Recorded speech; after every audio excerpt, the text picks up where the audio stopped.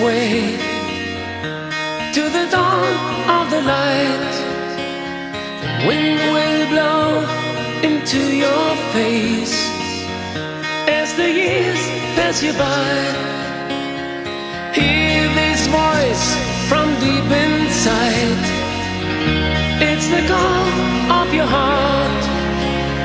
Close your eyes and you will find passage out of the dark.